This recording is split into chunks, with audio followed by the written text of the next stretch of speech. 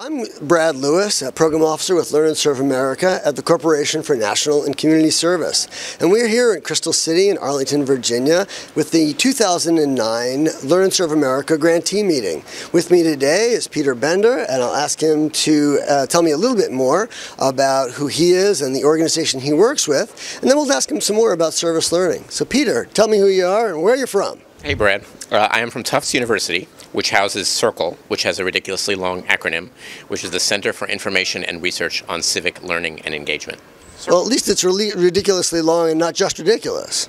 Yeah, I think it's accurate, actually, but long. Anyway, that's who I am and where I'm from. Thank you. And what's your connection to service learning with CIRCLE? Well, basically we study it. We're a research center, and so over 7 or 8 years, we've done quite a lot of research on the effects of service learning. But we have actually been getting into doing it. I mean, over the course of my life, I've done a fair amount anyway with kids. But CIRCLE itself is a Learn and Serve grantee actually twice over, and in different ways is doing. And we're even doing some service learning also through the Department of Education. So we're doing a bunch of stuff with actual kids.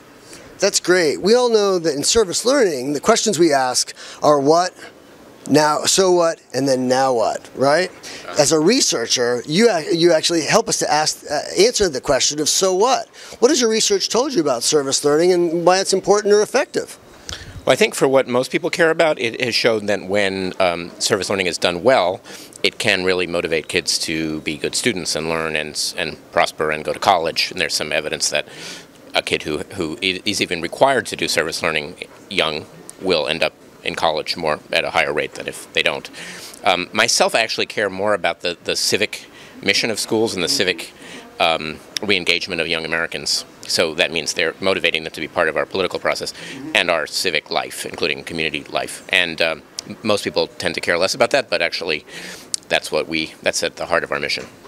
Well, that's great. I know that all this book stuff is important, and that folks rely upon research to validate good experience and what have you. But nothing really tells a story about service learning, in my experience, like a good story from the heart, a kind of compelling example. And I'm wondering if there's someone or something, an experience you've had in our field that's kind of really caught you and hooked your heart and made you feel like, man, this is the thing to do. This is a compelling story. Could you talk to that? Yeah, I won't be able to come up with a good one right out of my own very personal experience, I don't think. Although we have been doing some cool stuff, but I don't know if it generates those really moving stories. The thing that we've done recently is a game, a computer-based game, where the students actually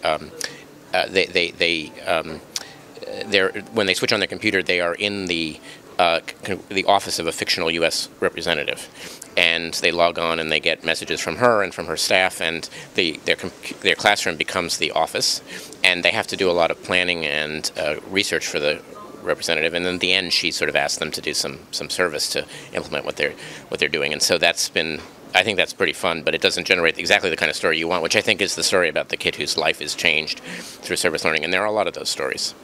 Yeah, no, I'm sure there are. Tell me, is the game live? Well, it's live. It's not, and it's really been done in Tampa, in the Hillsborough County, Florida schools, and we're going to do it again in the spring. It's not something that anybody can just use at this minute because it's very customized for those schools. So it's live but password protected. Great. We're trying to scale up. Oh, that'll be great. Well, do let us know when you have done that, because we'd certainly like to tell more folks about it. So in terms of the impact that service learning has on communities, what are the more the sticky stories or the more compelling stories, in terms of the outcomes that would help convince folks that service learning is a good thing to do? Yeah, well, honestly, the impact on communities in really tangible ways is not something that's been very much measured.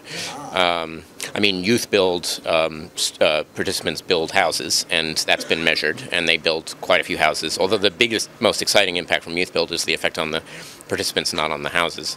In other words, if you wanted to build houses, you could do it other ways. I mean, here's an example of moving statistics. Sometimes statistics are moving.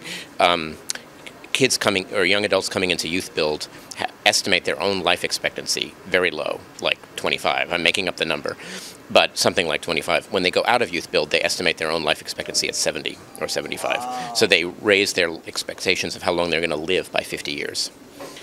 That's an impact. Right. That's good Doesn't stuff. mean they're living 50 years longer, but it means they have a totally different attitude towards their own lives. So in some ways, I'm almost willing to say I don't care how many houses they build, but they do build houses, and that's an example of a community impact. That's great. You know what? I don't think it gets any better than that. Thank you very much, Peter, for joining us, and thank you for listening. Again, Brad Lewis at Learn and Serve America's Grantee Meeting 2009.